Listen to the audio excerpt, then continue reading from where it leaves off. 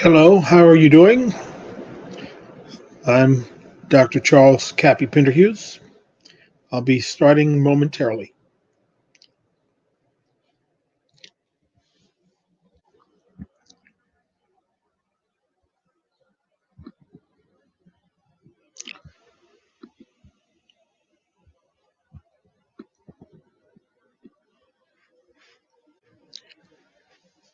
Today, I aim to review intercommunalism by two distinct standards.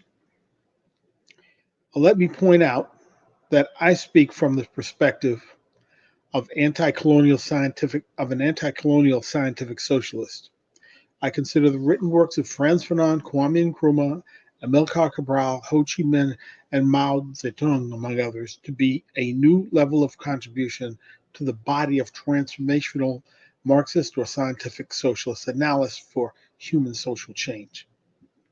The category of anti colonial scientific socialism or anti colonial Marxism is not yet recognized by most European and American activists applying a dialectical materialist approach to their work.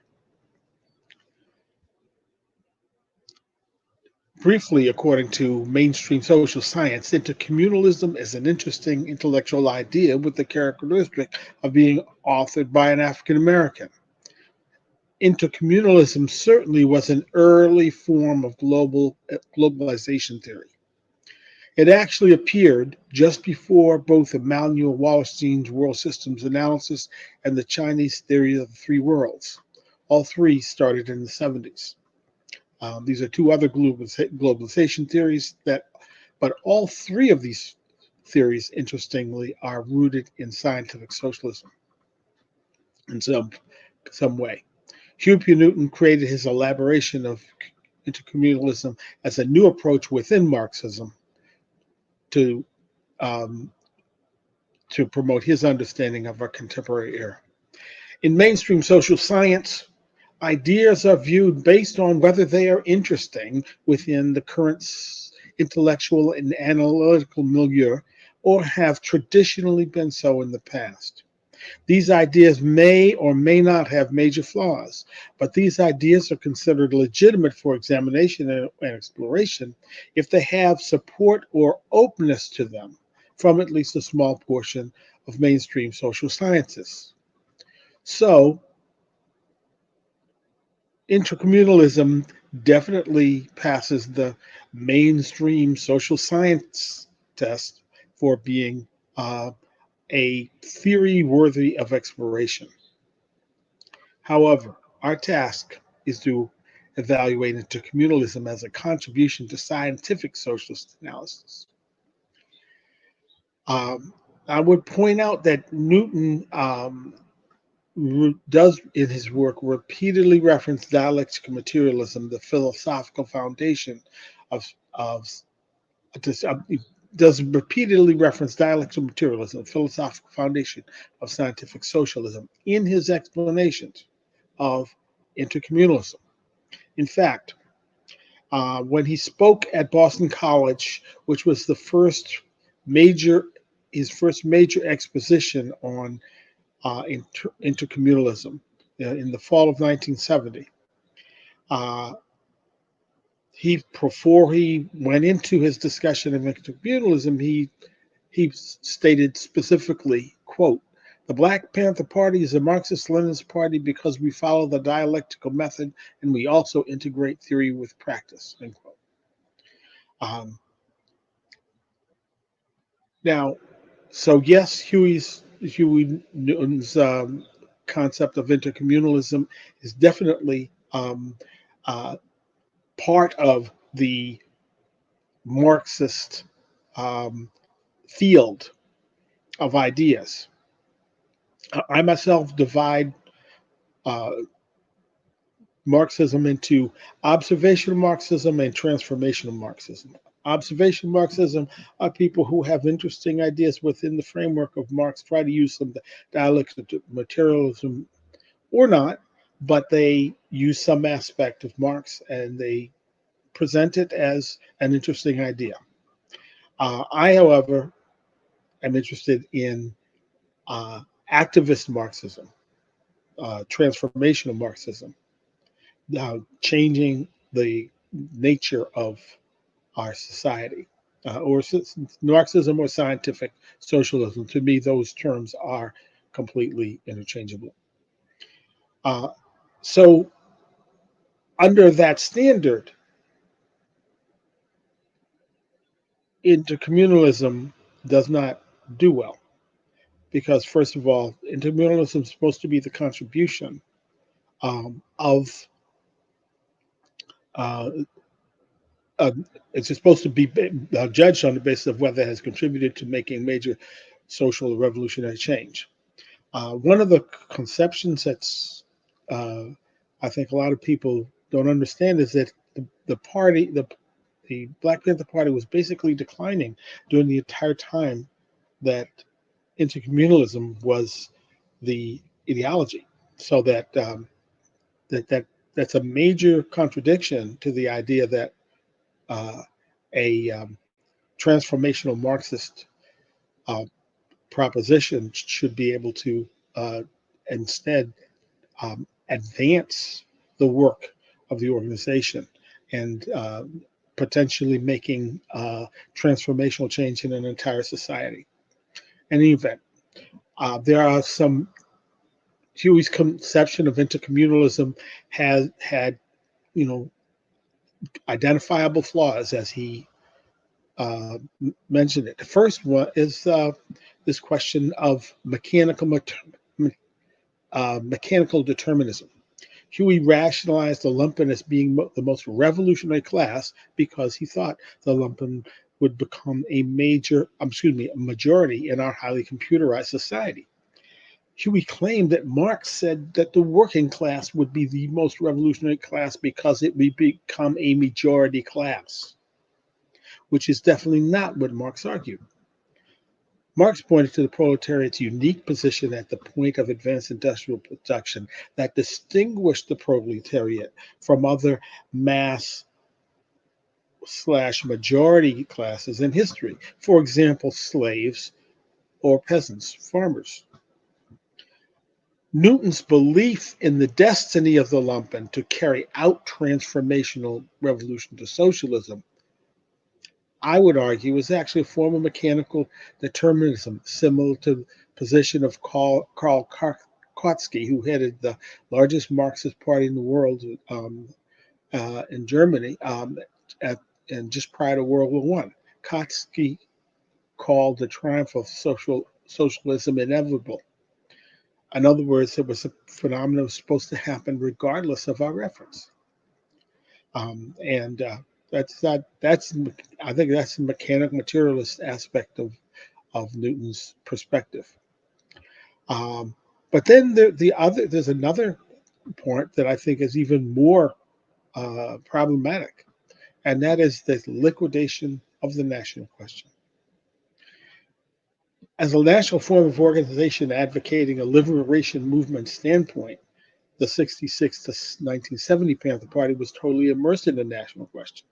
The scientific socialist framework, the national question being the scientific socialist framework for bringing the struggle against oppression together with the struggle against class subjugation.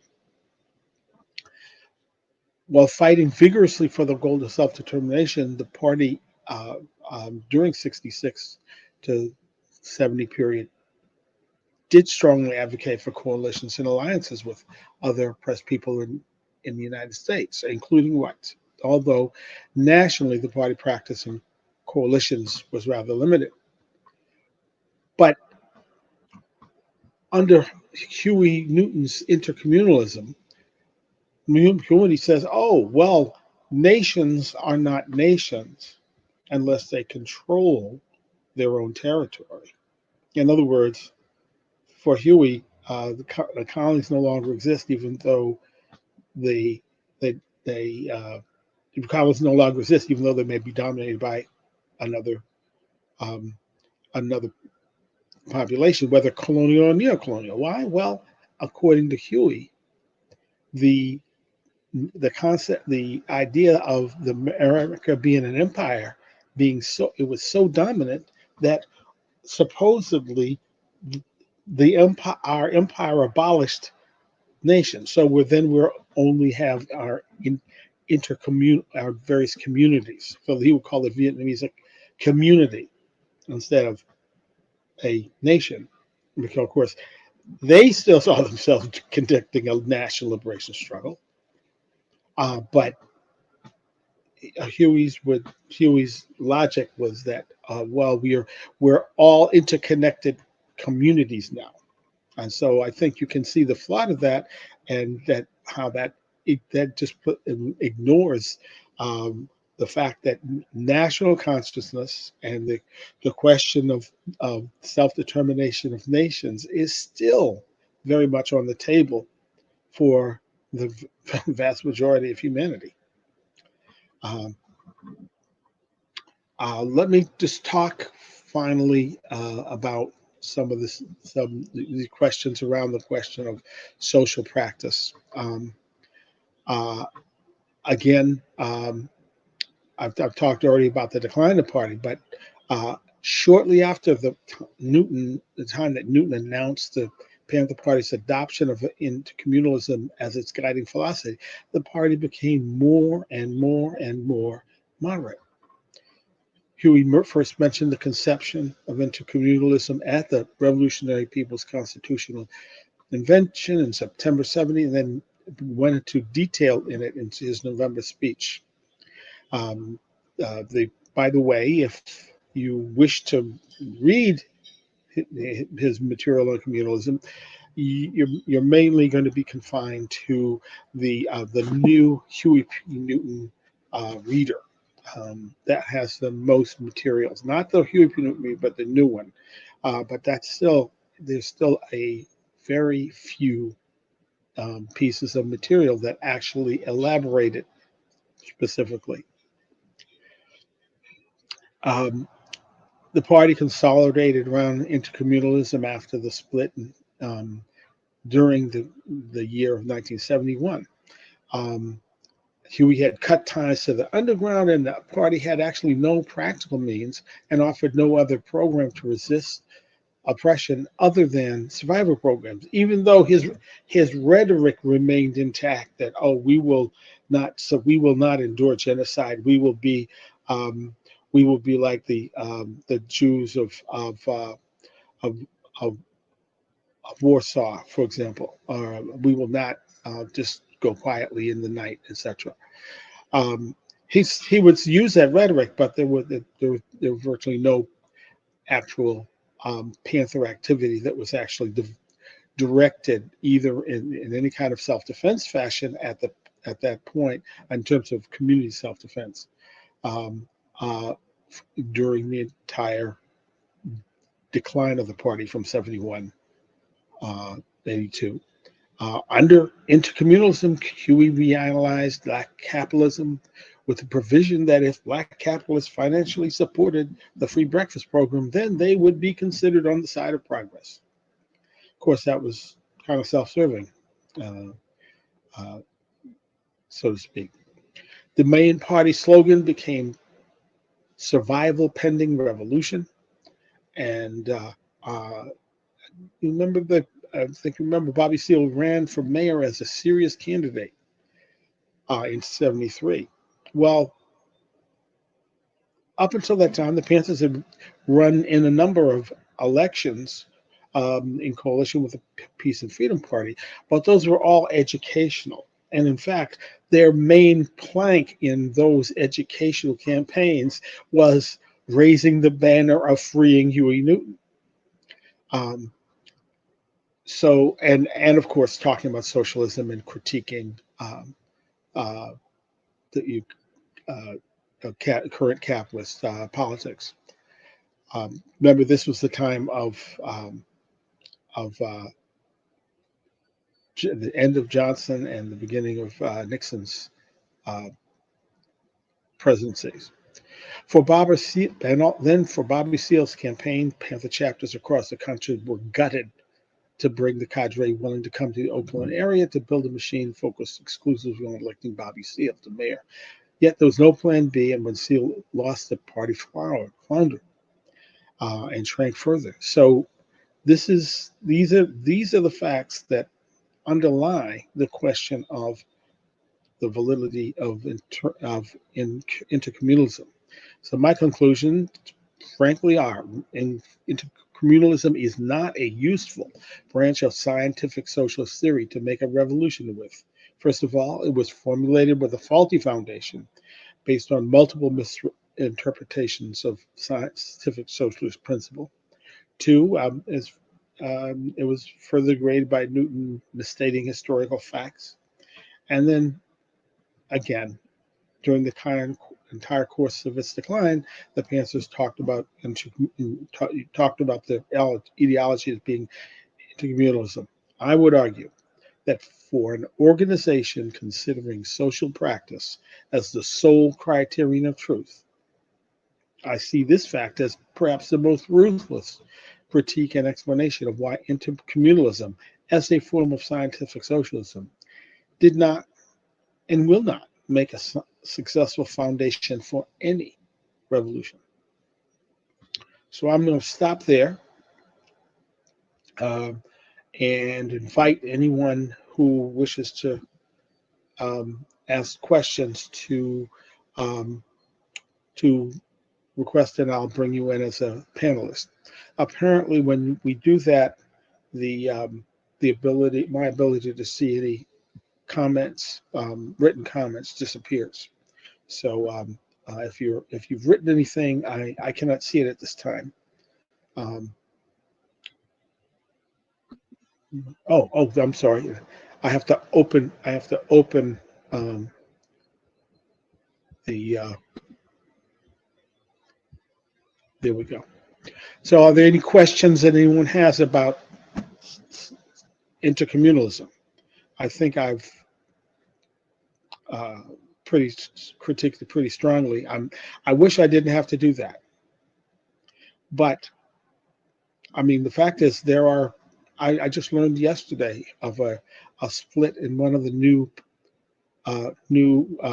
Panther Party, the Panther that keep on sprouting up, and in the split, one of the groups calls themselves the new African Revolutionary Intercommunalist Panther Party. I understand that with Huey, we created a legend, but it's time that we take the legend off the shelf because it's misleading people. I fully acknowledge he did an outstanding job of creating the beginning of the Black Panther Party, but most of the work building and developing the party was primarily done by people outside from the beginning of '68 through the end of '70. And I'll stop there. Other questions, comments, observations regarding this topic? Mm-hmm. Why do I think so many people interpret intercommunalism as directly as well? Excuse me. Why do so many people interpret intercommunalism as the legacy of the party to be inherited now? Now that's how I'll read that. Well, first of all, people are not clear of when the relationship between intercommunalism and the party's practice. I went over actually in my previous session. I had a chart that I attempted to show, but I didn't manage the PowerPoint right. Now this periodization is actually available on my website blackpantheronline.com in the resources tab. But the periodization, I think, is very important to understand the life of the Panthers. You have from 66 to 70, you have the revolutionary era where the party goes from a very small number of people and then explodes to 5 to 10,000 Panthers around the country with 65 offices. And most of that happened while Huey was in jail. Once the split happened, the party began a slow, long process of deterioration. After the split, when the party was pulled together to work in the Oakland area to run Bobby for mayor, there was only about 1,200 or so people were left in the party at that point because other people didn't respond to the call to go to San Francisco. Oh, excuse me, the Bay Area. There was and the year after the split itself, 1,000 people had left. So that the party was, and then even after the party, even after the loss of the election, there was still about remained 500 people in the party, but it was, as I said, it was this long, slow spiral downwards over a long period of time. A lot of people, thousands of people were part of the party after from 71 on who served the people and were very dedicated. But Huey's I'll call it misleadership at that point, created some real problems. We had created a fundamental problem with the cult of personality that was built up in trying to raise the banner of freeing Huey Newton, but it came back on us as a result. So I think that this question of intercommunalism is a question of not understanding party history and somehow attributing intercommunalism to the dynamism of the original idea of the party when it was founded as this bunch of black men who were going to stand up to the police. And this was remember this was 4 to 6 months after the declaration of Black Power. So the whole country was mostly, including us black people, were mostly used to primarily passive resistance types of demonstrations. The exception had been the rebellions in the cities, which reached a crescendo by '68.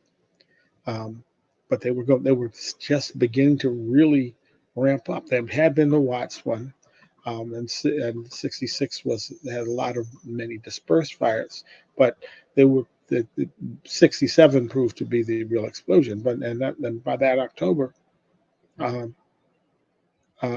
Huey was in jail, and there were like maybe 10 chapters of the party at that time, maybe. So I hope that answers your question, Mr. Duran. I think it's a question of thinking, oh, well, if Huey Newton helped to create the Panther Party, then the intercommunalism must be some bad stuff. And but I don't understand it, but it's got to be some bad stuff. That's what I think is going on. Because there's not even enough written by Huey about intercommunalism to collect into one single book.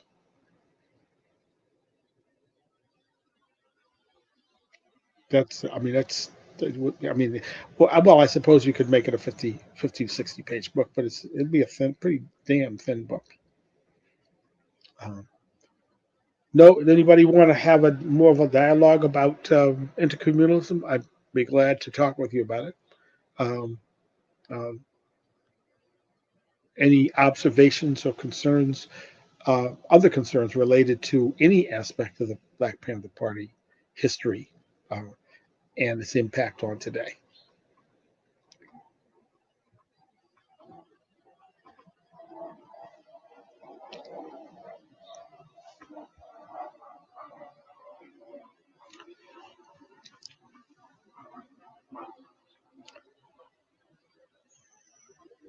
Well, Chris Duran says a lot of communists tend to be ready to declare what the highest stage of theory is with in much practice has been done with other theoretical lines as well. I I would agree. And um, when I talk about Marxism, I went over this question of transformation Marxism versus observational Marxism. There's a huge amount of observational Marxism, and I would argue that you could actually put um, uh, intercommunalism into the observational Marxist bag. It's that level. It's a level where it agrees with certain things, but it goes off its own track, and there's really no social practice actually that applies to it. That you can say, well, there's this move things forward in any way. Um, the the party. Well, one point I would make about is that and I really hadn't really thought about it this way before until I was preparing for my to as at the end of the previous session. The Panther Party was in retreat almost its entire life. It was defending itself, but by because of the court cases. So it was on the defensive. Now, sometimes, as I said, best defense is a good offense. So Panther Party was very aggressive about its defense, so that the Free Huey campaign that helped to build the party was an example. But on you know that did not substitute for a comprehensive plan that has steps to how we're going to organize our people and move them to a point of self-determination, for example. Didn't have a program. I mean, the closest thing we had to it was the 10th point of the Panther program. We want land, bread, housing, clothing, justice, and peace. And as our major political objective, a United Nations supervised plebiscite to be held throughout the Black colony, in which only Black colonial subjects shall participate so as to determine the will of Black people as to their national destiny. That statement, which we never were able to implement, is the closest thing to an intermediate program that we had. Um, Abdullah Sankofa asked, what survival programs of the party did you admire? Well, okay, so I want to be sure that you understand. I admired the people's programs of the prerequisite program, especially. I thought that was, and they did some um, important work with prisoner families on the prison busing program and so forth. But the the problem is that when you remove the ultra left part of the Panthers, they pick the predominantly military viewpoint. When you remove that, then the Panther programs, since there was no intermediate program of organizing people to struggle collectively, um, is revealed to be more or less a reformist program. Um, if I was being cynical, I would use the term revolutionary welfare, because the in during the campaign they were still doing it. Oh, we're gonna have a grocery giver. We're gonna give away 10,000 bags of groceries. Um,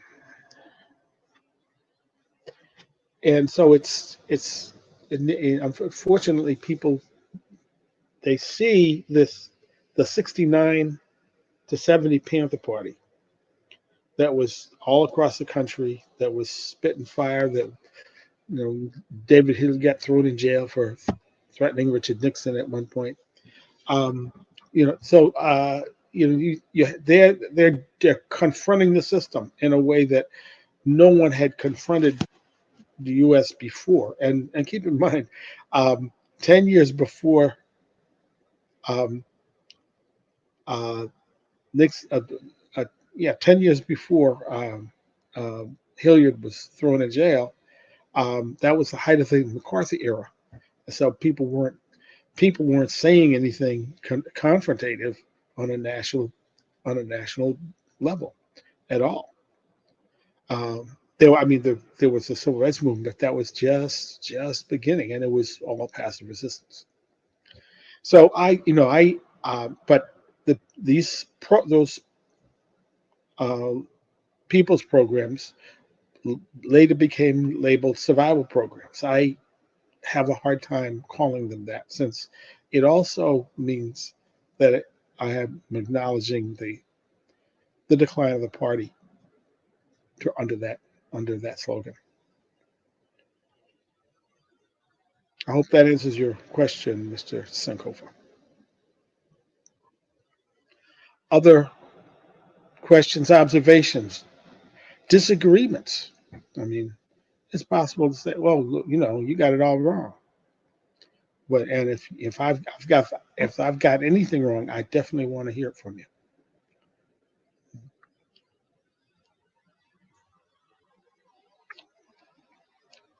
Okay. Um, well, what is my opinion of the work of Fred Hampton Jr.?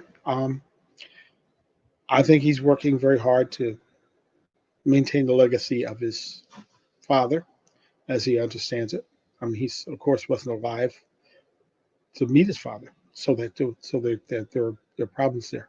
I think he's also, for the most part, is working as he understands the Panthers to be working, and doing some things that are similar to the the people's source programs or survival programs. Um, I I think it's hard for me to um, say anything but good stuff about him, because he's really working under uh, a very awkward situation. If my father had been murdered in his sleep, I'm not sure what I'd be doing. Um, so that's where I would leave it there. I think he's working as hard as he can with what he knows, uh, and I want to go on to uh, talk about Chris Duran's question: would internationalism be the correct analysis in your view, in contrast to intercommunalism? I would say yes, because basically Huey's the concept of intercommunalism is that we are in interrelated communities, of because of globalization, and um, that's not true. But we do, the internationalism, which has existed for decades, is the solidarity by um, people in struggle with other people in struggle, um, across the world. When in the 70s, I think my favorite art by far was the OSPAL posters, the Organization for Solidarity with the People of Asia, Africa, and Latin America, OSPAL. I believe the Cuban embassy has copies of those posters on its website. But they took the hippie concept of using day glow colors, and did these phenomenal posters that about struggles that were known and unknown, that are all around the world. And later in '74, when I was the editor of a community newspaper called Struggle in Boston, we had the whole entire office was papered with these, because we would get a new one every week. We had an exchange with revolutionary papers around the world. So, but internationalism, yes, would be. I think Huey was trying to say we should be internationalists, but we don't have nations anymore, so it has to be intercommunalism.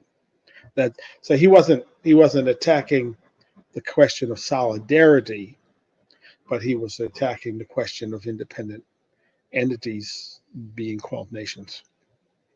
That's it in my view. Um, so I don't think he was anti-solidarity, at least not in theory. Okay. Thank you for your questions. I think we still have about uh, 9 minutes. Other questions, concerns, observations on any aspect of the Black Panther Party, the work of Huey P. Newton, um, or any other Panther. By the way, I am looking forward to Fred Hampton Jr.'s edited volume on the works of Fred Hampton. Um, I think it's something like Fred Hampton Speaks, but I'm looking forward to that because there are not many printed materials about his speech. There's some things that have been recorded, but it's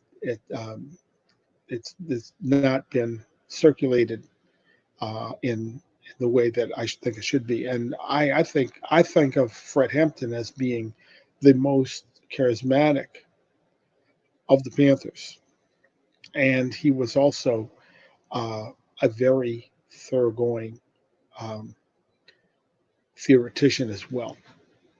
So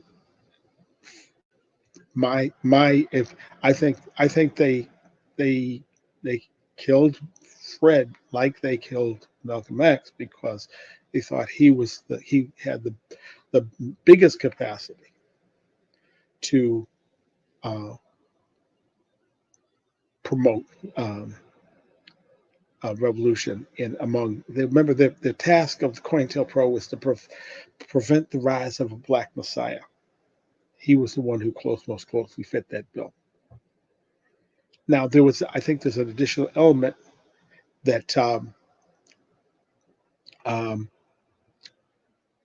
there's an additional element in there that the Chicago police was so um, uh, it's corrupt is not a good word. I think it would the word would be ought to be um, uh, it's enthralled with power. The leadership of the of but I mean, basically, Chicago's a different place if you haven't been there. I remember in '68 when I went, I did a work term there, and I was going to say, well, what's going to happen when there's a rebellion this summer? And some of the people say, oh, Daley will just turn the water off. So Chicago's always been a different kind of place, and so that was an excellent place for them to say, okay, this person we can take out because the Chicago police will cooperate with us fully. And I think that's the other aspect of that. Let me just move to Mr. Davis. Does the idea that the effort of the I think it must be the idea of the effort this diaspora give Black people the lead in developing intercommunalism? Um, well, um, I'm going to argue no, because intercommunalism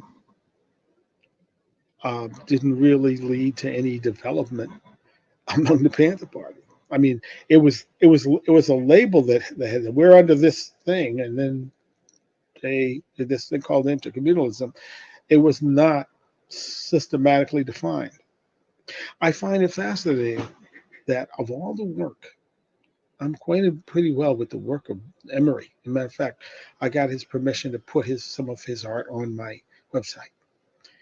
And Emery never did anything illustrative of intercommunalism itself. I find so that I mean he continued to draw about the people's programs, the survival programs, um, but he didn't and I think that speaks to this question of the lack of actually they. I mean, keep in mind the Black Panther Party was under Huey was pretty dominated once he came out of jail and he consolidated his power. Really, there was nobody who was really standing up to him. Messiah Hewitt, when he stood up, he said, you're really treating almost being the dictator here. With this, he was demoted and stripped of his rank of Minister of Education, and he left the party a few weeks after that. So that's the there was a lot of, and I talked about this before. There was centralism, but not much democracy in the party, and that actually was their major failing. I think that if you got democracy, you could argue your way toward improving things. But if you don't have democracy, then you're stuck with either the perfection or the imperfection of whoever's at the top. Okay. Let me just look at these last two. Are you able to speak about the Panther theory and the role of political education in the movement, some of the core teaching they infused in their programs? Okay, I'm going to get to both of these. The person asked two different questions, and I'll try to get them. So the Panthers did a lot of work on political education, but I think it was uneven at many times. But there was if you see that there's a fiction film called Black Panther by Mario Van Peebles. It's based on a book of his father wrote. But it's fiction. But so it's attempting to represent some of the things that happened, but it's really more of a, and most of the characters in the movie are really fictional characters. There was a lot of studying done of Fanon, especially, and depending on the chapter, many people studied foundations of Leninism, but you were not dressed. When I was in the party, 69 to 70, you were not dressed for party work if you didn't have a red book by Mao Zedong in your hip pocket. You were not dressed. And, you have a minute. My first assignment, let's read correct handling a month. One more time, I can give you 30 what? I got to view it first. Hold on. 30 something. I can't. Okay, 30 minutes. Well, I'm gonna go on for a little bit longer. I'm gonna answer the questions that people. I'll say yes right now. Yes, because it's my practice whenever I speak to try to go on for as long as the questions are there. I don't want to break from that if possible. So let me go back to the questions. Okay. Yeah. Thank you. Tierney says, I can't lie. I love that movie. I just want to tell you, I went to see that movie in Cambridge, Massachusetts for the first time. And I came out and I ran into Kathleen Cleaver, and we hadn't seen each other for years. And we talked about it and, it was fiction, but it was the way we were. It captured our culture, how we were in the organization. Okay. So it's not the facts, it's the culture that I'm talking about. That was the best screen representation of what it was like to be in a party. Just so you know. But let me get back to Asili's comment. So the political education took place in and it was emphasized differently in different areas. We had a pretty good Lieutenant of Education in Boston, and he had people reading a lot of Marxist classics there. But that didn't always. The people were doing all kinds of stuff in other places. I was in New Haven, Connecticut, and we were desperate to save the life of the chapter and the chairman Bobby Seale. They were slated for the electric chair, and so we had a huge amount of work. We were working each other to death almost, and but I managed to note that the in terms of people, when people would borrow an individual material to read themselves, the most used, the most borrowed book by far was Miles' military writings. People were moving to, still thinking about that primarily military viewpoint, even within the task that we had, which was an entirely legal and propagandistic one. Let me go on. I hope that answers your question, and if it doesn't, we've got more time. So, how are we defining intercommunalism? Okay, is it the Panther work of the races? Okay, that's okay. Intercommunalism is Huey Newton's perspective on how to transform the world, but his saying for a precondition for that is saying, we're so interconnected that we don't have in community, we have only communities. We do not have nations anymore. So basically his argument is that the United States is a nation, and therefore, is an empire, and it controls everybody. So therefore, implicit in his comment is as if you don't have a self-determination, that you don't have a nation. That's the kind of thing, but that's in the material. So I think there was a question a little bit earlier about looking at internationalism versus intercommunalism, and internationalism is really what he's talking about, but getting rid of the nations part. Okay. The other piece to intercommunalism that I would point out is he had the notion that that because of automation, remember this was 1970, because of automation, there's going to be a lot of people out of work soon. So therefore, the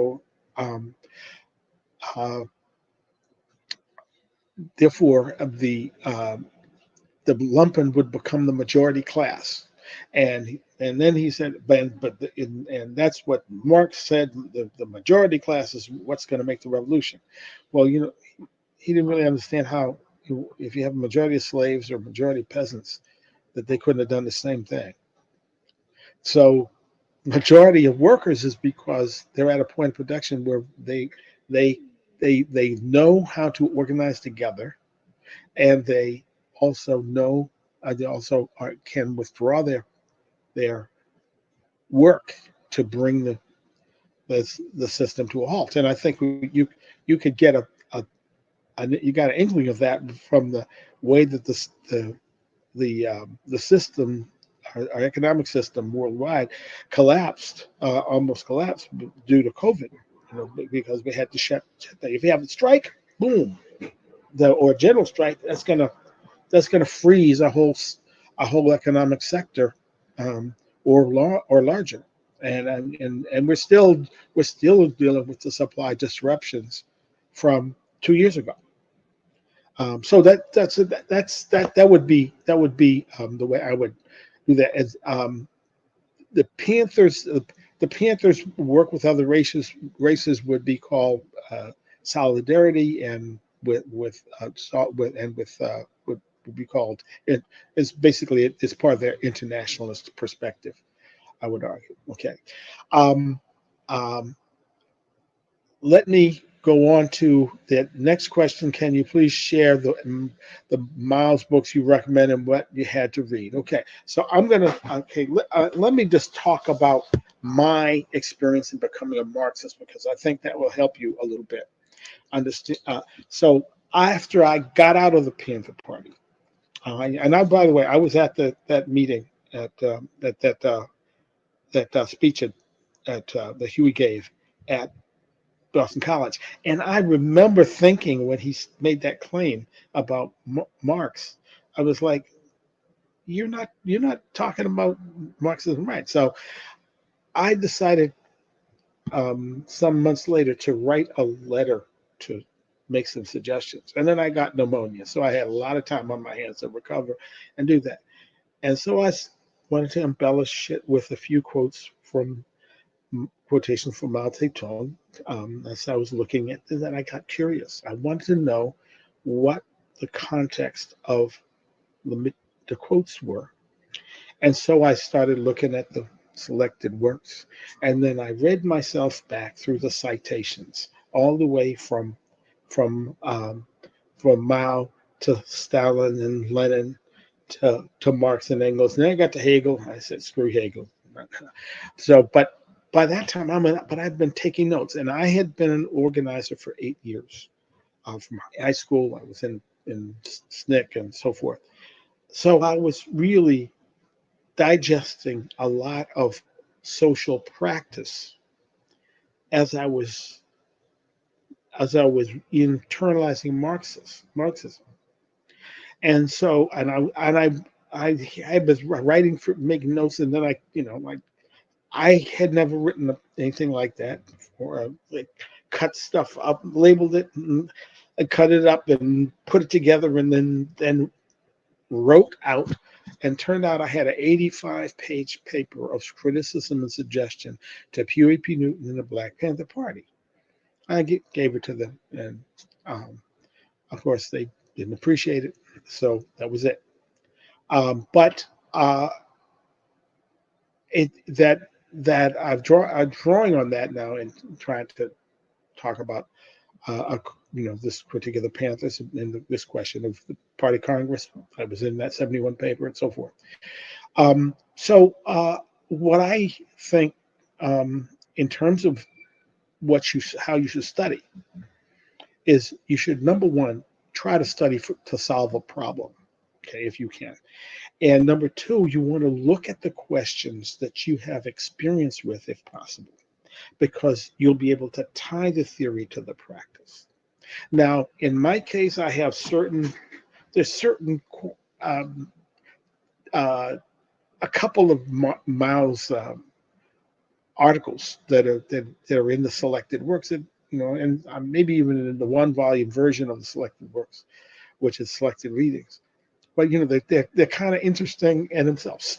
Current problems of tactics in the anti-Japanese United Front, and there's a history that how did the Chinese use the United Front concept to go from being a smaller organization that was on the run from the Chinese nationalists to being able to whip the Chinese nationalists behind from 45 to 49 in the Civil War. How did they do that? So you want to explore that. Some questions concerning methods of leadership as another one. But they have basic information in there sometimes that you may be able, if you're in an organization with multiple levels, you've got the general command of do this needs to be followed with a particular guidance and so forth. And thank you, Chris Duran. The selected works are available online. I myself, this is not the one I had in the party. I still have this because it's just useful to look at to get myself in the framework of, when you are doing something, what you can do. I still remember when in the party, when my very first assignment, we were supposed to go out and deal with a landlord-tenant issue. And the officer of the day said, before you go, read the chapter on correct handling of contradictions among the people.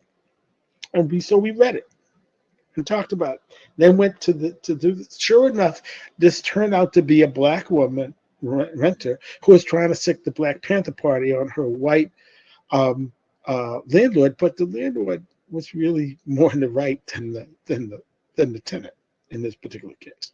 but be so that's it. That to me, so me, there's some practicality in that. Although it's easy to be, to be dogmatic about many parts of it. Also, it depends on what you bring to it. But if you can bring some of your experience, especially with studying any aspect of Marxism, try to look at what your experience is, how you can apply this to the organizing that you've already done, or how would you sum up, use Marxism or scientific socialism to sum up what you have done. That, I think that's very important in terms of um, uh, trying to give yourself an analytical framework for understanding the work you've done. It's so many people, they get discouraged and they throw the baby out with the bath. So I can't do this. I'm going to go do something totally different. Forget about it. The thing about Marxists, we make as many mistakes as anybody, but what we do is we try to figure out, okay, what's you know how do we make this mistake, and how are we going to do it differently? And so it's I still have a lot of faith that there will be socialism in the world internationally, but we're going to go through a lot more um, changes in the world before we've all got the whole question of China, and whether is China capitalist or not, and some people think it is, some people think it isn't, but it sure has a huge amount of economic influence that seems to be capitalist framed throughout the world. It's not simply operating in a social solidarity manner to do selfless works for people of the world. And I'll contrast that with Cuba. Cuba trains medical personnel for every country, about every country in the world, and what they do, what they the standard they have is that you're going to go back and serve the underserved, and that includes people who have gone to the Cuban medical school for free and uh, come back to the United States and are working mostly in the South, but they've took that pledge to serve the underserved, and they're doing it. So there's a difference there between how Cuba's international uh, foreign aid, so to speak, operates, and how China's foreign aid operates. And that the team seems to me that there's I do not detect the socialist solidarity from the Chinese efforts. I'll just say it. I'll just tell you. But thank you very much for these. We have the references, good references to the selected works of Marx and Mao. How do you think the Black Panther Party should have worked with workers' unions? There's a number of ways to do that. For example, you could promote. So, I mean, let me just go straight to what the Panthers already did. They helped to create a 10-point platform for Black student unions, just like the 10-point platform they had, but for student issues, right? And they talked about student unions and organized them, and so they essentially politicized, not politicized, but radicalized a portion of the building of the Black student movement with this work they did with students. Now they could do the same. They could have done the same things with caucuses um, in many industries, Black caucuses in industries that work within the union but fight to radicalize the union. Now the truth is that was actually done in Detroit by other non-Panther affiliated people, but Black organizers. The Drum From and Elm Rum movement, Ford Revolutionary Workers, uh, Dodge Revolutionary Workers, if you go online, you find information about that. These are things I think they have some connections to the Black Workers Congress, which was a whole era of area of organizing that was more worker based, not Panther based, but it wasn't part of the Panther Party.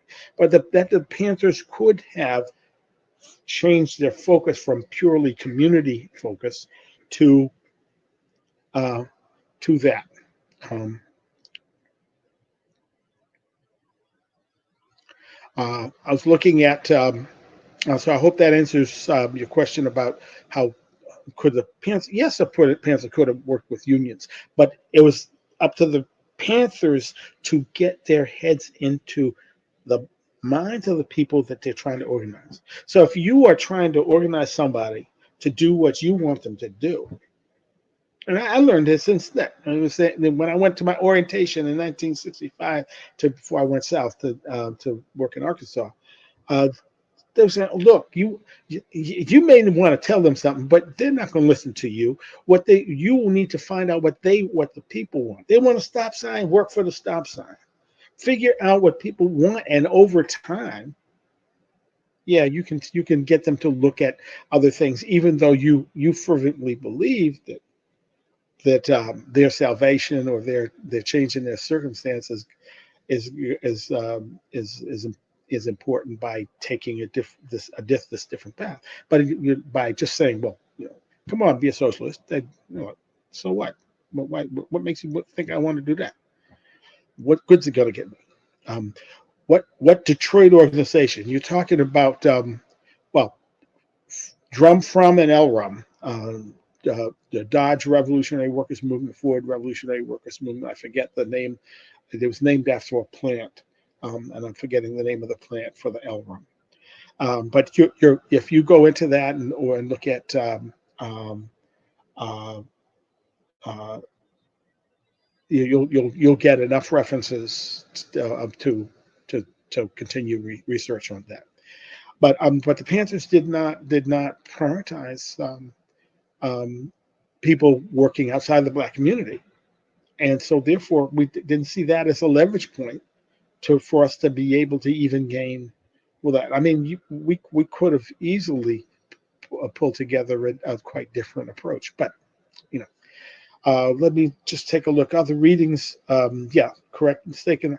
I think On Practice and On Contradiction should be read together. I think On Practice is very important. He said, they, this is what we need to. This is where we need to start. On Contradiction is more theoretical and takes you through the logical analysis of how to do how to uh, think analytically. That's the way I look at it. It's the process that we're supposed to be using when you're doing dialectics. I'll just say that Huey talked about dialectics a lot, but I think he was talking in the abstract, because when he was talking intercolonialism, it was not tied to um, any social practice of the Panthers at that point. I'll also say this about Huey, and he definitely belongs in the pantheon of Black heroes who made a contribution to the Black freedom struggle.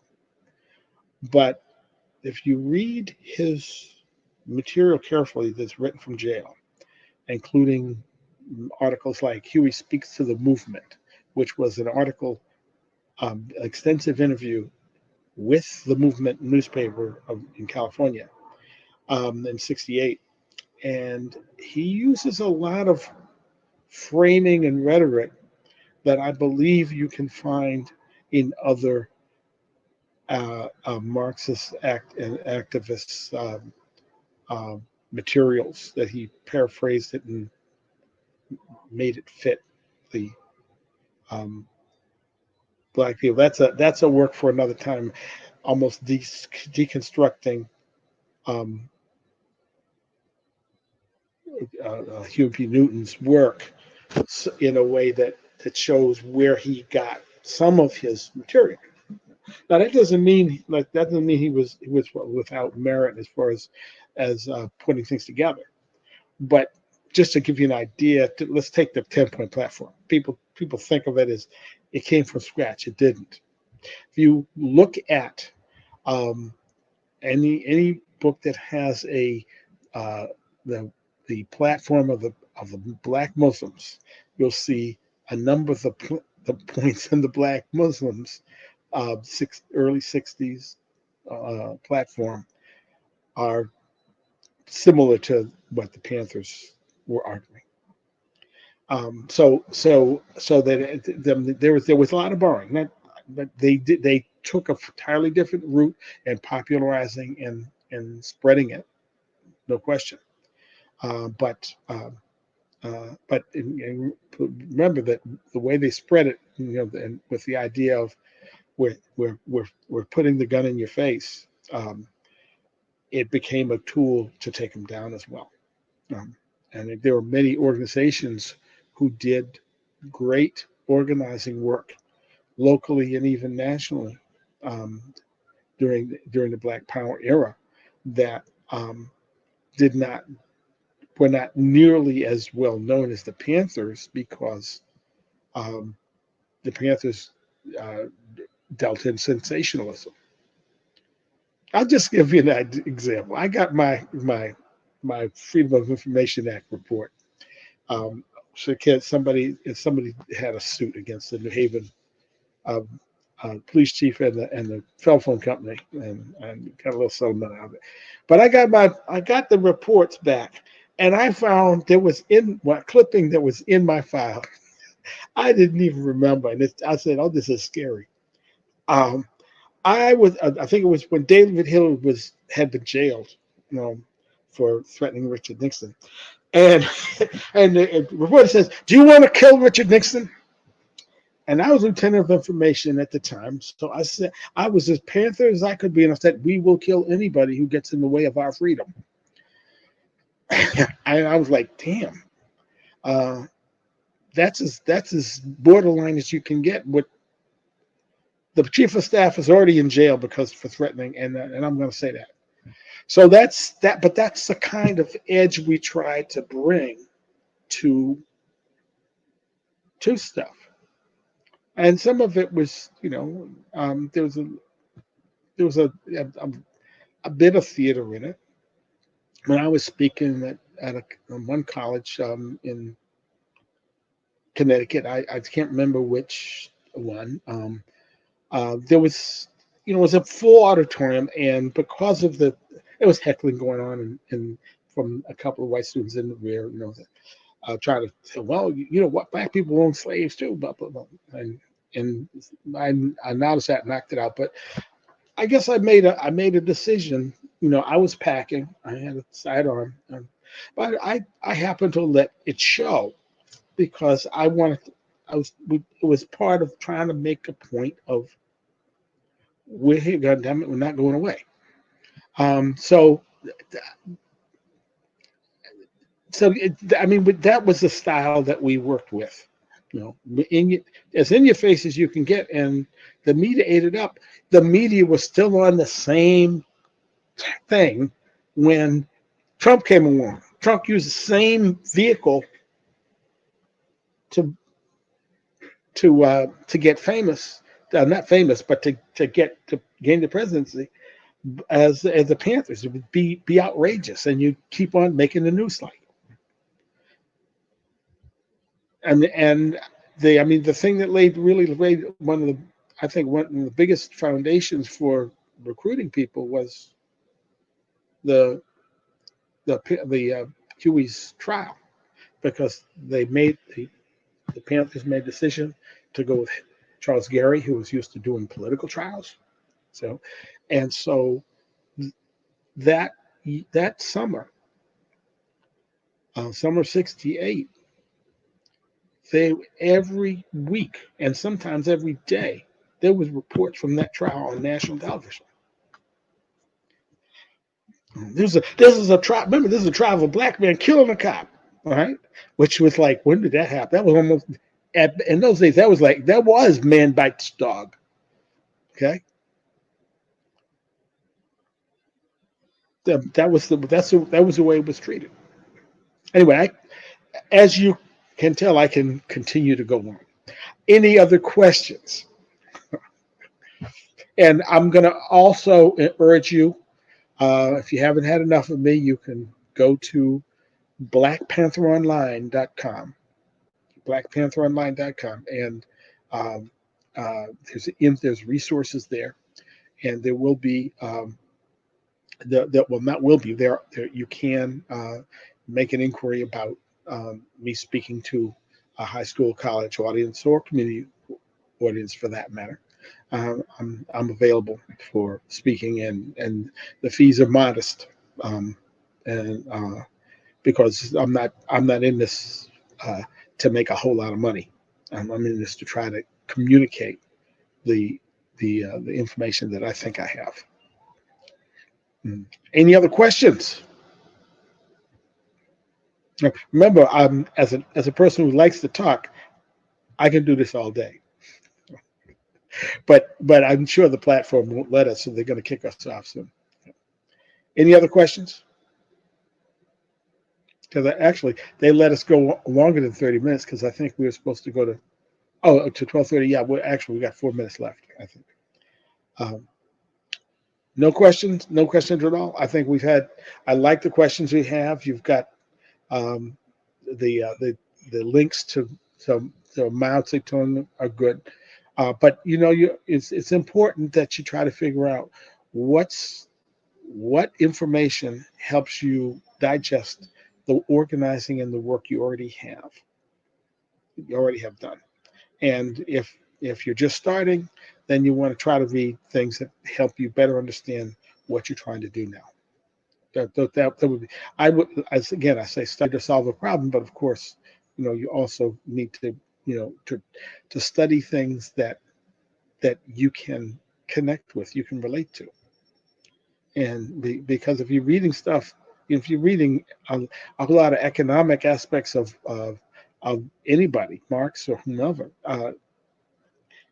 if the economy isn't your bag in the first place, it's going to be abstraction, and it's going to find a different seat if you have concrete experience that you can connect to this to. We did this wrong. We could have done it a different way. That's to me that's the key. And then of course I think that there's opportunities to learn and work and grow as a scientific socialist, working by yourself or working with an organization, a collective, um, which I have had both of those experiences, as well as working in a multinational or a multi-level, excuse me, I should have said a multi-level uh, Marxist organization. I've worked in multi-level Marxist organization and multinational Marxist organization as well. Let's see, any other questions? Okay, well, okay, I'd be glad to have further conversations with you, uh, Miss Asili, I think it is, or Mr. Asili, Amtai. Um, please feel free to connect with me, and be glad to talk with you further. Uh, here we go. What would you say about I missed that question. What would you say about the highest purpose of political parties now? Well, political parties are always tools to organize uh, the administration of power, ultimately. I mean, whether it's a party for working class people, a party for um, uh, for the bourgeoisie, you know, and of course you try to buy your influence away, and so you have the Republican Democratic parties both being controlled by the 1%, the bourgeoisie. Um, I mean, that's pretty clear. But the fact is that any party that gets close to U.S. Um, as close to influence or exerting its dominance in the United States is going to be highly subject to um, to being bought off in a thousand different ways. And if you want an example of that, think into okay. So there was a split in the Marxist movement back in before World War One. Lenin said, we should not support our own country's imperialism. People like the largest party in German party, Kautsky, did, um, and those the social democratic parties split. Some people followed Lenin to Third International, and then some other labor parties um, took the electoral route, and the Labor Party of Britain, even the Labor Party of Israel, um, those labor parties have roots in that split back in over 100 years ago.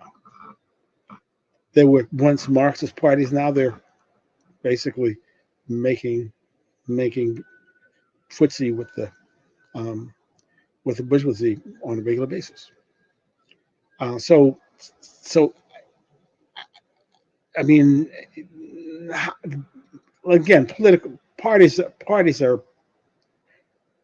tools for managing power somehow. The question is, on whose behalf, in whose interests, okay, is it being done? And and that's the way I would answer that. I don't know if you have a different perspective. Uh, I guess it anti. If you they're asking something here. Want people to come up to the what?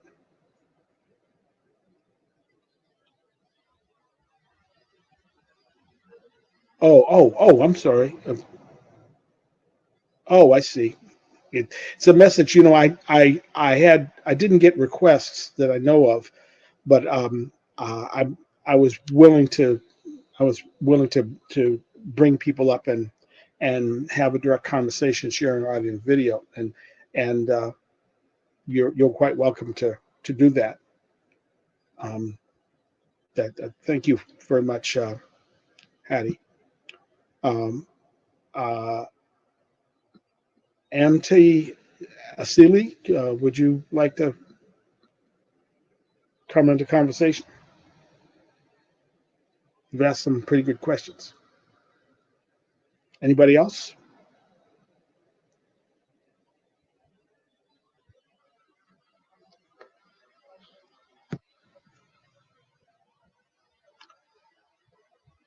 I'll just let you know that, I mean, I really can't do this all day because um, I was diagnosed at age 48 with attention deficit disorder. I'd had it all my life. It was messing with me a lot. Although I managed to, focus myself on one, if I focus one thing at a time, I could actually get something pretty good done. And so, but one of the features of that ADD is that I don't get worn out by conferences like some people. But we go, and so I'm ready to talk with you all afternoon. Like I said, it's if possible, if you wish. No other questions, no comments, no requests to, because I'll if you request, I'll gladly admit you. We can get on stage and talk, regardless of what you want to talk about. I'm here for you. Okay.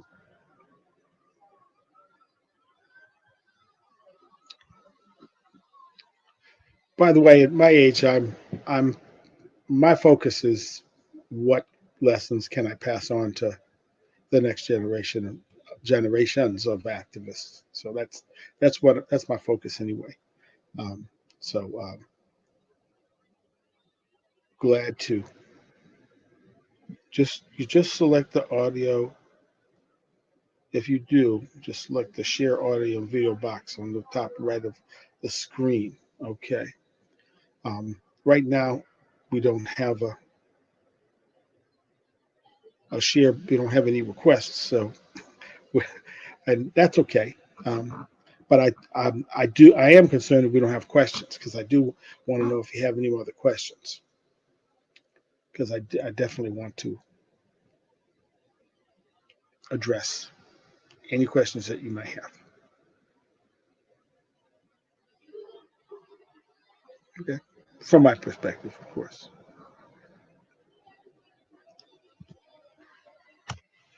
One of the things I do. Oh, here we go.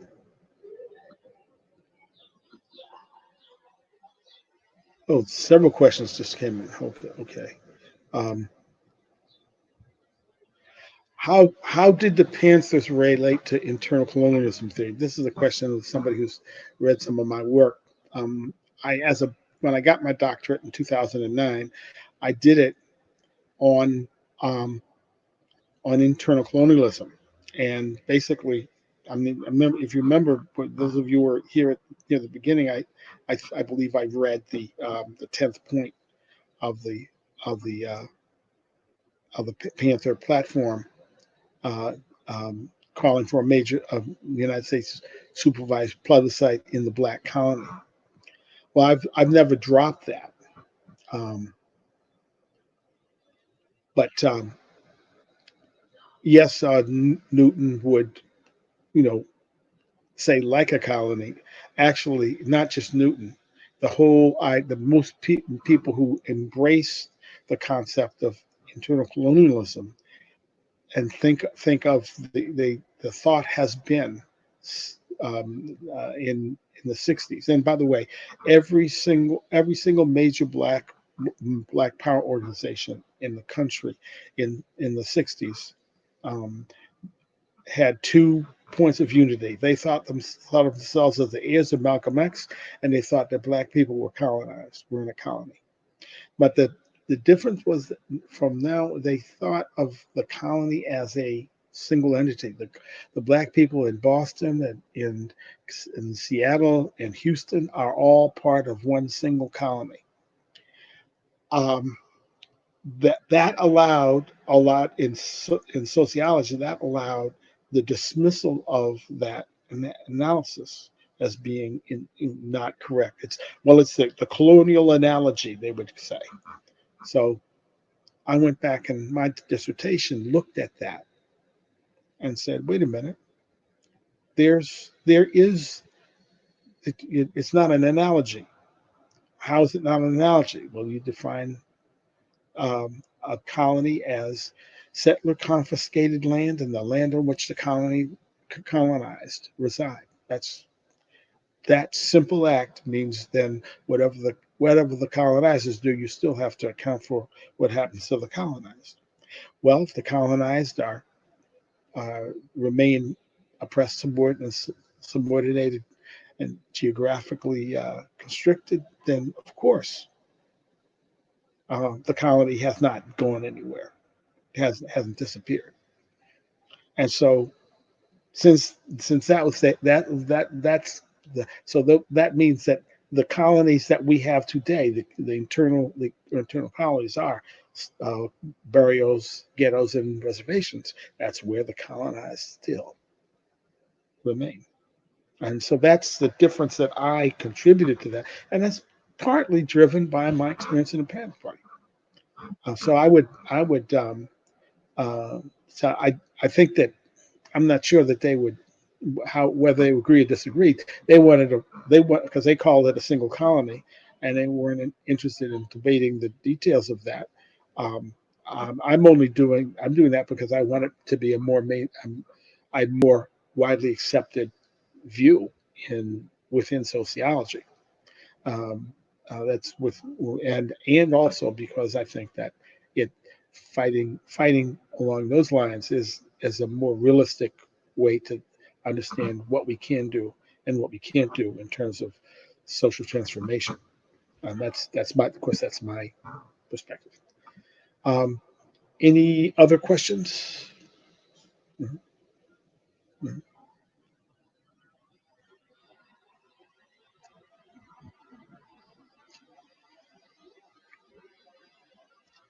No, I mean, if there's no more questions, then we can we can say thank you and have a great rest of the conference. Oops. Would colonialism, internal colonialism, be extended to internal neocolonialism? Absolutely. I have an unpublished chart that actually I call it a continuum of colonialism. Internal colonialism has three phases, just like external colonialism has three phases. Um, that being direct colonialism, indirect being um, uh, uh, administered by others, and and end of colonialism. So Cuba's got an end of colonialism situation at least, but not many others do. However, um, the there's the direct colonial internal colonialism uh, we had up until 1970. Then we started getting all the black elected officials, and they're administrating the colony on behalf of the 1%. So that now we have internal neocolonialism has been the predominant mode continuing since 1970. That's how I would uh, describe that. Does that I hope that answers your question? Other So a colony should be a geographic. Well, see, I would argue absolutely. So if you go back to what is a colony, okay? Well, first of all, a colony is there's some kind of level of settler confiscation of land, but it's the colony definition of colony itself is um, based on administrative convenience. So you have the smallest colony in the world, I guess it's the Pitcairn Islands, 17 square miles, 44 square kilometers, right? But then you have the colony of uh, Angola is the largest colony was the largest colony in the world. Um, and the only way you can explain that why those two entities and everything in between gets defined that way is because of administrative convenience. It, there's no other rationale because it is like you know the this set of islands and this you know major chunk of a continent are both colonies. Hmm. So that's the way I look at it. So yes, the colony should be geographically defined. Is geographically defined first of all by the by the colonizers, but then um, it remains geographically defined because when you ask what happens to the colonized, that determines what's going on with the colony at that point. And um, yeah, well, I'll just leave it at that. So yes, that I would, and then and if actually I call my form of internal colonialism analysis geo-focused internal colonialism theory. So that it's a I guess you could say a subset of colonialism theory, but we're very clear, and I have 8 points to that I apply to that because They said, look, you need to not just, you can't, I don't want to go through this debunking anymore. You got to answer a lot of questions if you come up against me. You need to talk about the question of class analysis. You have to talk about the relationship to um, other other struggles outside of the question of nationality, disability, gender, and so forth. I even asked the question, how do you how do you abolish the colony? There's only three ways I could find. One is collective spontaneous assimilation, which is not going to happen to black people, but that happened to the German, Irish, Jewish, and Italian internal colonies of the early 20th century in places like New York, etc. And then you have the second way is ethnic cleansing. The third way is to abolish a colony proactively by seeking equality of result, not opportunity. So the whole thing about affirmative action will give you an opportunity. No, equality of result. You've abolished the colony when you have the same uh, infant mortality rate in the city that you do in the suburbs. Same unemployment rate, and so forth and so on. Now we all know that that's under capitalism. This is not very likely to happen. So but this is also a way to say, look, reparations is clearly tied to um, ending uh, internal colonial oppression. Um, Again, I can go on, but what's one more here? Uh, oh, they're asking me for feedback on the event, but we're still talking, and but I'm willing to answer any other questions that you have on internal colonialism, on Panther stuff, or any. I mean, I continue to do other things after I was in the Panther Party. I was in an organization called the October League that I um, we chose. I was actually or had organized a collective of Black Marxists in Boston, and we found a someone who a multinational organization we thought we could work with.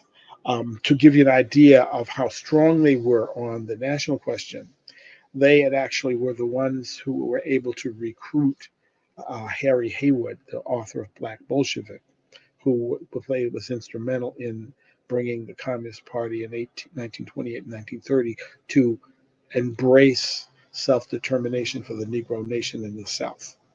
They recruited him in 1970s, and I actually had the opportunity to work with him briefly in Atlanta. But so I've experienced a lot of different phases of work with um, uh, as a Marxist. I'll put it like that. Marxist or social scientific socialist, whatever your preference. The problem is, are you an activist one or an observational one? Because if you're an observational one, then you just talk about interesting ideas. If you're an activist one, then of course you're about trying to transform the conditions of the people you're working with.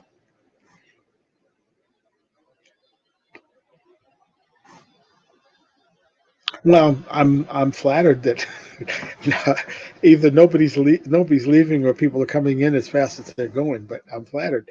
But I really want to know if there are particular other questions. I had a few people who've asked a lot of questions. So any questions about the Black Panther Party that any of you have that and remember there's no such thing as a stupid question.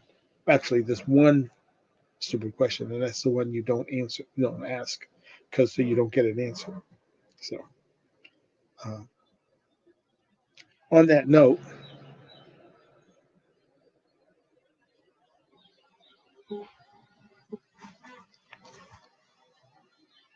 So I think we've been at this over an hour. Oh, what are your thoughts against on the book Black Against Empire? Well, I think they got a lot of things pretty good.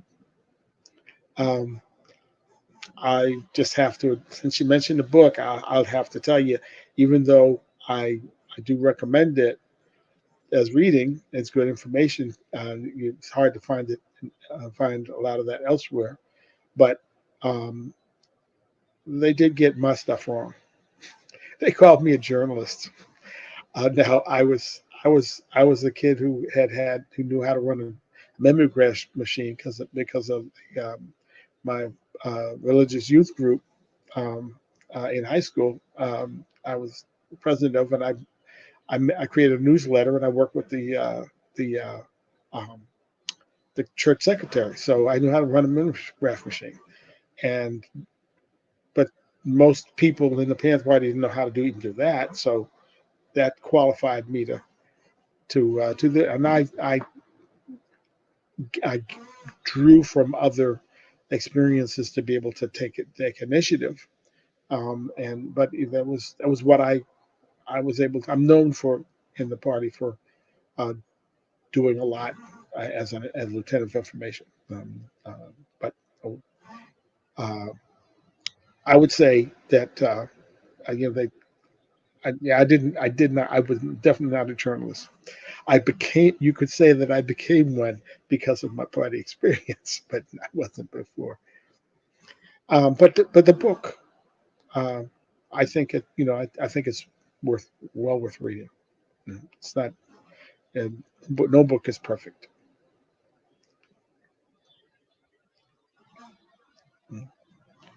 And I do think that there's some people who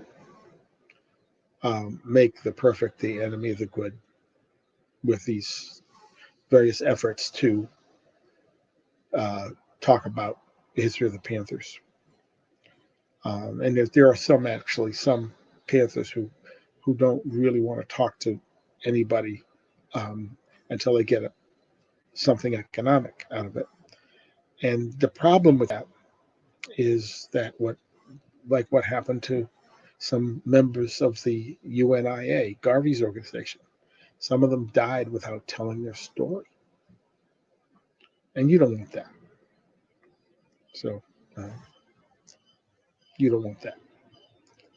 Better to get the story told, and and then worry about making the corrections later if they get it wrong.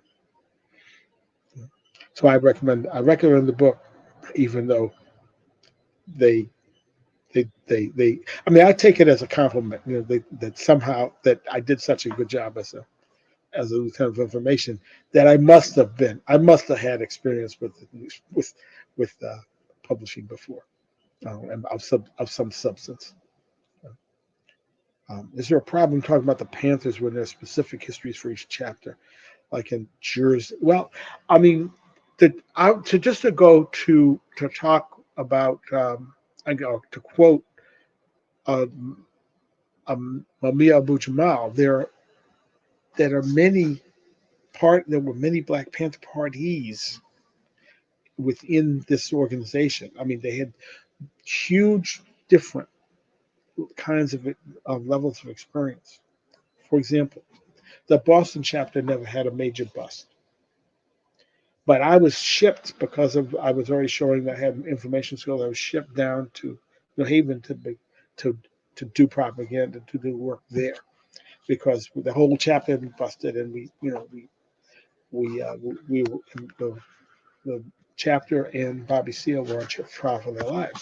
So uh, I think it's important to collect history by whatever means, um, but you're going to have very uneven um, uh, levels of experience.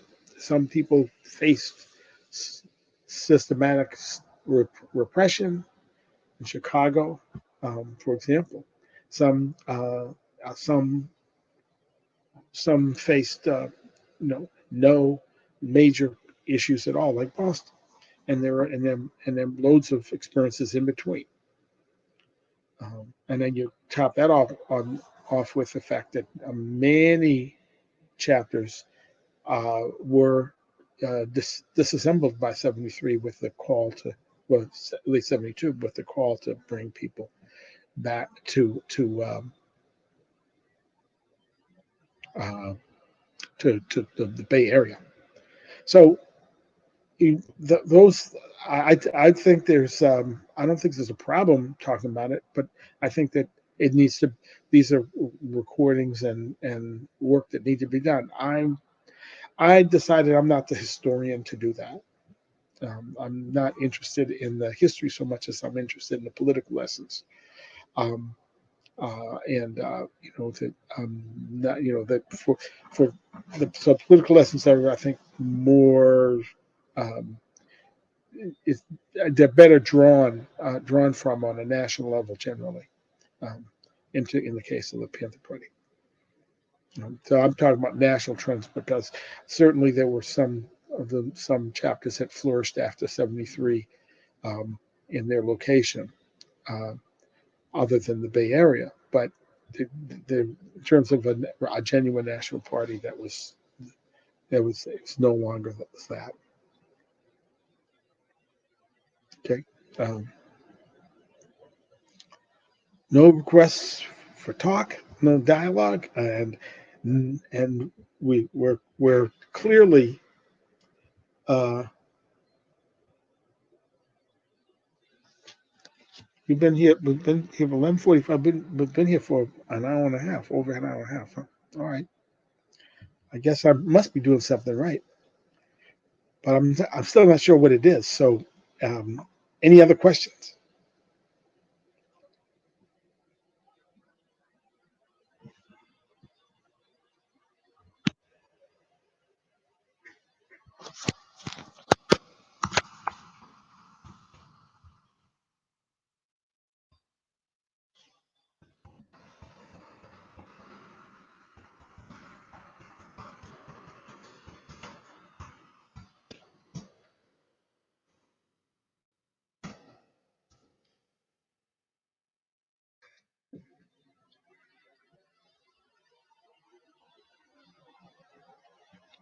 Okay, well, look, I appreciate the compliment. You mentioned earlier and them lacking solidarity. Okay, so let me just say it was my perspective that um, the economic efforts of China in places like Latin America and especially uh, Africa are not driven by they don't seem to be driven by the principle of solidarity. So in solidarity, you're contributing to another uh, party without economic benefit generally. It's like the foreign aid that I cited as the Cuba example, training doctors without for free. Um, now, so I know people who are Marxists who think that China is still socialist. I don't think so. And I don't see how you can really have a genuinely socialist economy when you have the second highest number of billionaires in the world in your country. That's my my perspective. Okay, and like we have someone posting a link called Socialist China. I'll try to look at that sometime. But when we look at the aid that's happening, Cameroon comes to mind. I happened to date somebody from Cameroon and found that they had very anti-Chinese perspective. And I dug and dug, found that out that there was a huge amount of Chinese work being done by China in Cameroon, and um, that in that work, the Chinese had not only their own workers were there to do the job. But then there were Chinese merchants were coming in to serve those people's interests. So that's it's like, well, wait a minute, and they're not training locals um, as a general policy, which I would argue would one of the first things you do if you're really doing something in solidarity. I've got somebody who is asking to join as a conversant, so I'm going to click on that. But click on them. How you doing? Let's see. Yeah. So thank you for joining us. I'm looking at the way the way their economic behavior is. Now I understand that they're giving a better price for the dam that they would build than the World Monetary Fund or other Western so-called Western capitalist interests. I understand that. I'm not criticizing that, but the question becomes, is the Chinese building themselves up as another economic superpower, and I'm talking about a capitalist economic superpower, because they are certainly using capitalism in the way that they're operating. But of course, one of the features of capitalism is that you can undercut um, your competition, and at least until you put them out of business or reduce them to ineffectuality, and then you have a whole different way you can operate. I'm sorry. Go ahead. What were you going to say, Mr. Fay? No, I was just saying that. Thank you very much. Yeah, I'm enjoying listening to you. I'm right here. Okay. Very interesting discussion, especially where you ended with China and stuff. Just to remind everybody, no country has a friend. There is no emotion in international relations. It's only profit, gain, and everything else. I'm Nothing. with that. Nothing. That's what, as long as the world will be dominated by the class system. I'm not talking about only capitalism, but class system in general. The relationship between countries will be a relation of gain and profit and loss. Yes, there could be more, kind of like leveled interchange if you're not a neocolonial for another.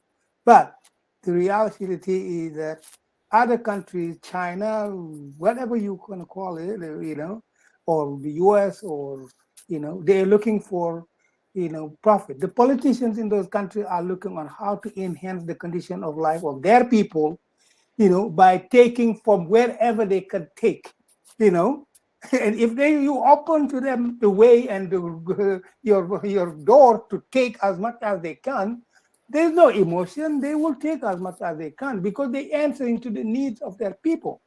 We Africans, we have to stop thinking about we have friends. We have to start thinking that sovereignty and the power to deal in equal terms with everybody else is only what will make others be, dealing with us, in a balanced way, That's it.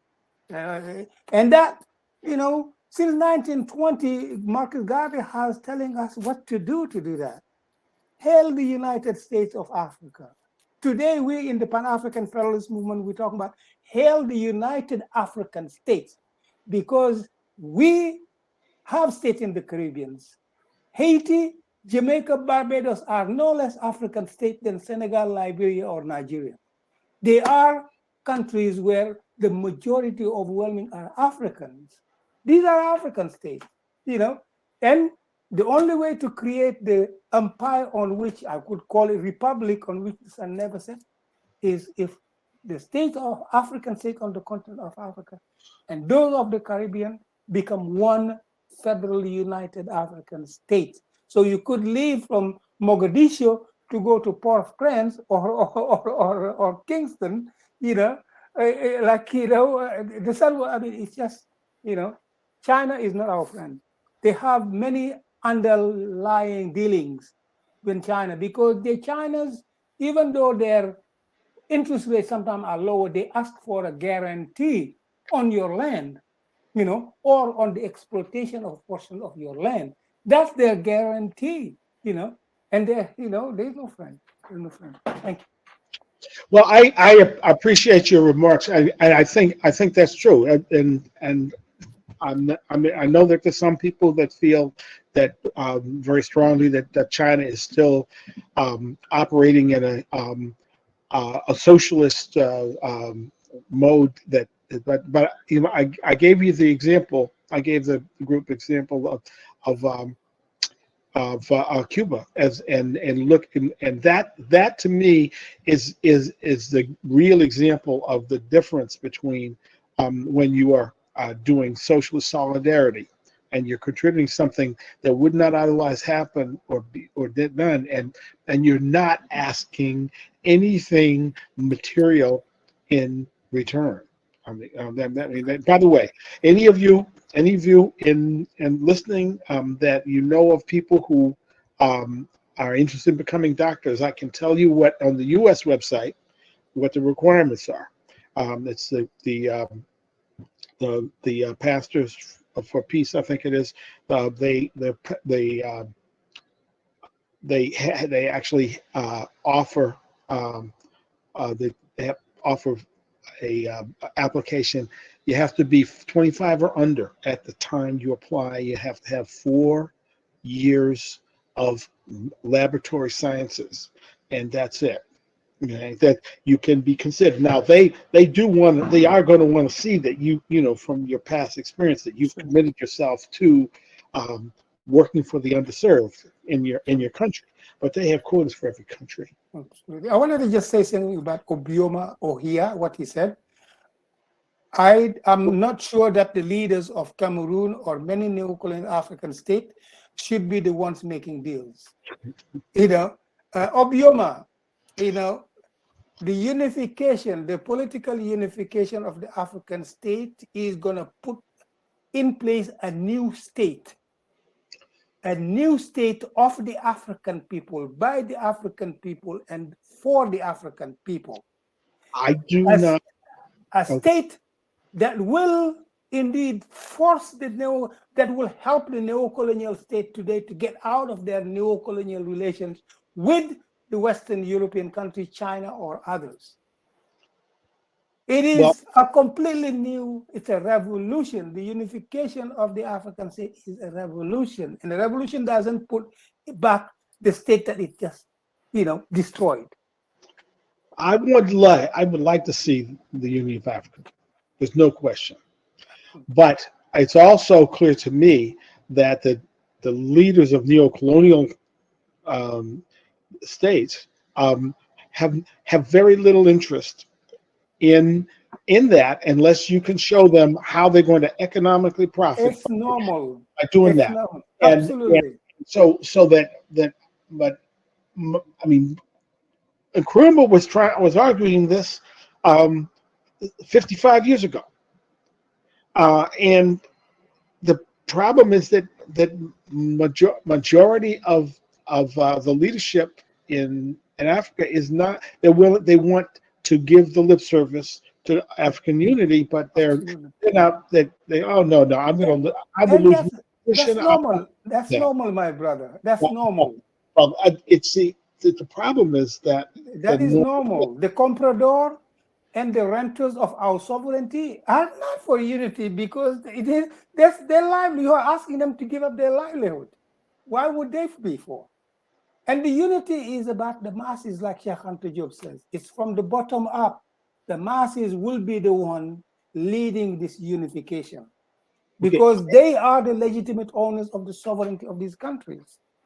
Okay, so it's important that you organize on the ground to organize people. Now, and I'll just point out that when you go into a union, or when you go into a cooperative, or when you go into a rural area to organize people, you have to first ask them what are they looking for, and not project your policy analysis on them, because they've got to see that you're willing to work in their interests, and get what they can see, and then you will be better able to draw the links to the policy, to this overall policy. Absolutely. One of the things that I've just seen in my time is that Pan-Africanism most appeals to people with a university education. Um, so that's most these days. That's the where the I think the strongest connection is, and in my mind that means that Pan Africanism is a as an intellectual idea. It's an important one. It's one that should be strived for, but it's also one that not everybody feels the immediacy of until some of the it can be shown how that battling for that can have positive results in the short run. So that so it's going to be the same questions that will go to the Panther Party.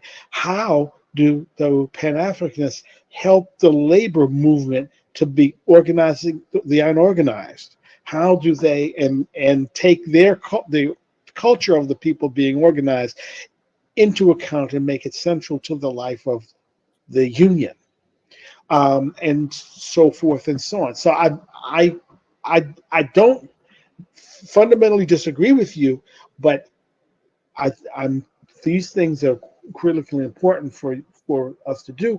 And I'm going to say that the question of making sure we make a class analysis to do the work is Absolutely. also very critical. So, I thought it was very interesting that the very first work in Mao's selected works um, is um, analysis of the classes in Chinese society. mm, Well, and that because why? Well, it tells us who our friends are, who our enemies are, absolutely. who can we generally think of as allies, and who are going to be the middle Absolutely. forces most likely. And Absolutely. let me just also say that in dealing with these kinds of things, the I think even though Mao wrote a lot of things down and had they got it published, the Vietnamese were the masters of the United Front. They had Mhm. something like 14 United Fronts in the course of Mhm. fighting the, Absolutely. the French, the Absolutely. Japanese, the French, Absolutely. and then the U.S. And But it's a different context though, no, because no, see, no, the Vietnamese were fighting a liberation war. but the United, Mao Zedong, the Mao United, Zedong, you just you know, look at me. but even if you go to Sun Let me Yat-sen, let me show you what I'm talking about. uh, Yes, that works there, but the United Front works in mobilizing forces in absolutely, any theater of absolutely, with any kinds of tactics. absolutely, It's useful to do, and I think it's absolutely, some question of absolutely. some problems of tactics in the Japanese United Front. I think Yeah, talks about this. yeah, I mean, simple formula: absolutely, consolidate the progressive forces, win over the middle forces, and isolate the diehards. The thing is that in each time you do a United Front over a single issue, or you're in the for the life of a country or people, you're each time you initiate that, those things get defined differently, and absolutely. the Vietnamese, the masters of them, were able to consolidate Uh-huh. the Western forces and win over the middle Mhm. forces, and then they would make a large united front, and Absolutely, the diehards became fewer absolutely, and more able to be defeated because you looked at who can you win over, and how can you win over people in that middle force area. absolutely, And when we operate without the, I think we don't need to. And that was a Panther style. absolutely, You absolutely. know, See, the liberation, the end of neocolonialism. we just kind of murder mouth our way to a revolution. Absolutely. Uh, The fight against neocolonialism will require a united front from Africans. but Those how, who have the socialist mind, those who have the capitalist mind, those who have even the feudal mind. We all must come together to end the domination of our countries by foreign forces. And then we fight it among ourselves. The class struggle will only have a meaning if we have sovereignty. If we don't have sovereignty, class struggle doesn't lead us to anywhere. And let me tell you, I spent 2 years with Thomas Sankara, okay, in Burkina Faso. And we were revolutionary, we were communists, we were Maoists, you know, all the 9 yards. But the reality is that Burkina Faso, when we took it, had a serious deficit of sovereignty. This is why the French were able to mingle in our affair and have Compaoré kill Sankara. Yeah. So the fight for sovereignty, this is why the Vietnam case was different from the Chinese case. You see, the fight that will require those fronts, you know, that Ho Chi Minh and them created. Sun Yat-sen had already done that part of the struggle and won in 1911 the democratic, if you want to call it, revolution. But yet the Kuomintang, you know, came back when Japan became a threat to China, and Mao Zedong indeed did affront with the Kuomintang, you know, to fight Japanese infiltration. So my problem with people who claim to be socialists in the Pan-African movement is that their narrow-mindedness in thinking, in their confusion, after they read the Kwame Nkrumah Handbook of Revolutionary Warfare. You know, yes, the ultimate goal for Nkrumah is socialism, a united socialist Africa. But there is a transition before that, which is the Pan-African phase in that very book that Nkrumah said. And when he talked about Pan-African phase, he is talking about a united state of a union of African states. That's what he called the Pan-African phase.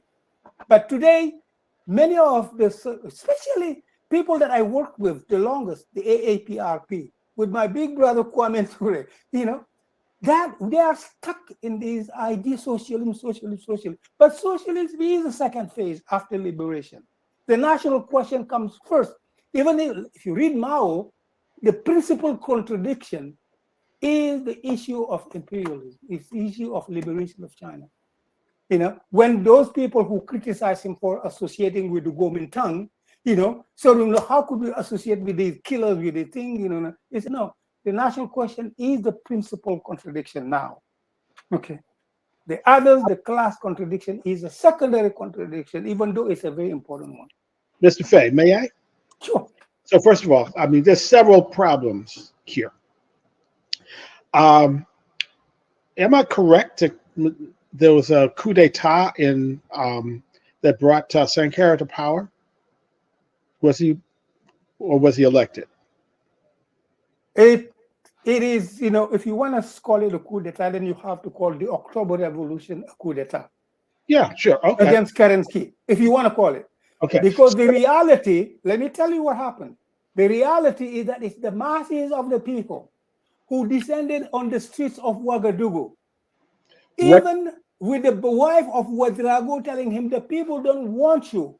If they want Sankara, they want a new government. Okay. You know, how long? The military came after from Po, but by the time they came, Ouedraogo had already given up power. Okay, so what I'm asking you, and I'm then going to talk. And I just want a short answer to this question because there's a lot of questions that we have in the chat that I think are very important, and I want to get to them. Okay. Now, how long had Sankara's party organization been operating? How long? Yes, how long? For a long time underground. It was underground. It was for a long time? Oh yeah, there were cells.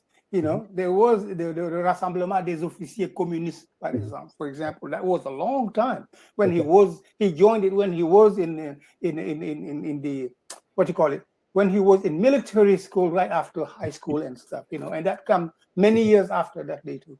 Okay, I'm just going to point out that, you know, I hear it was not August 4th was not a coup d'etat.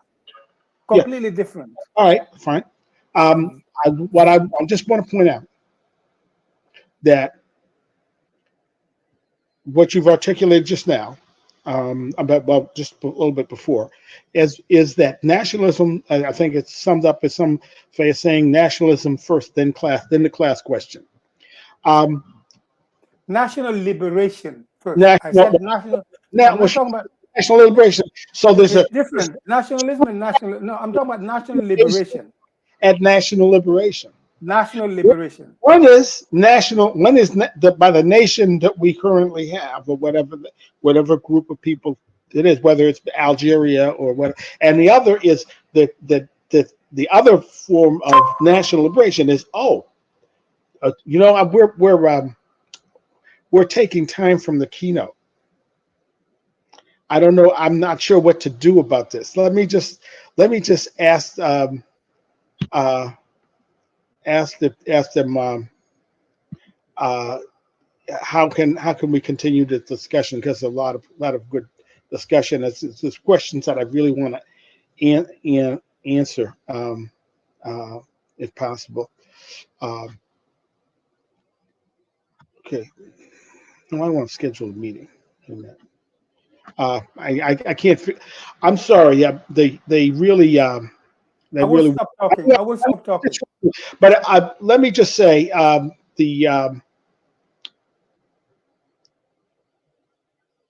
it's time for the last keynote, and I just want to. I can't see the questions. There's a number of questions that people mentioned. Keep this discussion going like this. Please don't stop. Keep going. Okay, I'm going to yield to the demands of the people. Okay, and I hope it doesn't get me in too much trouble with them, because I'm not trying to undermine anything, but I think it's important. I want to get to these questions, and let me just go back to the start of them. I think what I was starting to say before I was told that that their meeting was that the national liberation and Pan African liberation are two different things. African liberation could be country by country. And it's unfortunately my thought that that's probably the way it will happen. Up until now, we've not had, there've been other pan groups, the Pan Arab, etc., but they haven't generally been able to pull together like the fingers of a hand to make a fist and create a single entity. Now, I'm not trying to be right. I want victory, and my sense is that the conditions on the ground, organizing people where they're at, and bringing them along and mobilizing mass movements in that way is probably going to take place within the national liberation context before it takes place in the Pan-African liberation context. That's my assessment, and I'm open to being wrong. But I mean. It's one thing to want something like Mercer Jabal says that Pan-Africanism must be as fundamental and internalized to the masses as brushing your teeth. Well, it must be. It ought to be. But can it be? Will it be? And the question is how you're going to make it happen. But you have to listen and think about how you're going to get the people to embrace that first. And I'm not really clear that that's the case. I'm going to go through these other questions now, Mr. Fay, because I really think since there's been a lot of demand on this. Vietnam would most likely support China in the United Front in the event of World War III scenario. No question about that. You need a united front now on the left to confront rising fascism and Trumpism.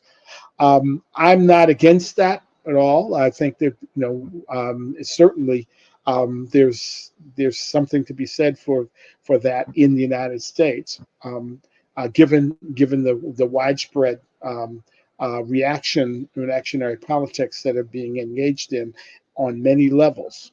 But that's but I want to get to the rest of this Black consciousness became relevant in the Black communities because we organized programs, people, projects, etc. The intellects of the movement were removed from them otherwise and were linked through the political education programs, which should be long-term and ongoing to raise awareness among masses. Let me just say, I agree with you that we should have political education programs. However, I before I decided to do my dissertation on blacks or on the internal colonialism, I was doing a study on black student protests, and I did a bunch of interviews. And what I found was that consistently the students would say, you know, this semester, the semester of the protest, I learned more than I ever did in any experience I had in my work. Okay, you must stop your holding all the. Okay, so they're really angry at me. Um, so I'm going to say, I'm going to give you my. You can contact me through my website, um, blackpantheronline.com. I'm going to try to do see if I can do a save of these questions, and certainly I want to try to get back to you. I'm not sure how to save them though. But I'm going to have to let you go. I'm going to leave. I'm going to say goodbye to Mr. Fay, and um, they are our host, and we really do need to honor them, even in spite of your entreaties. I feel like I need to end this now. So thank you very much, and uh, keep on struggling. Bye bye.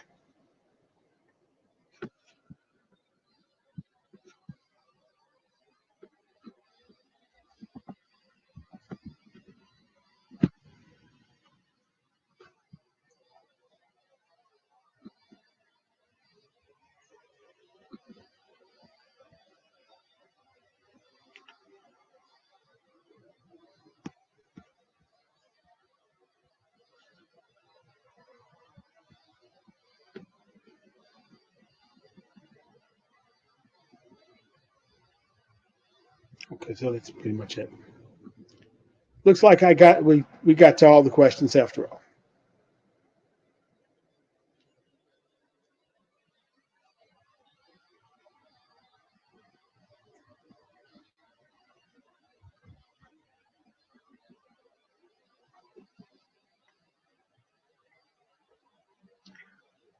I'm leaving now, so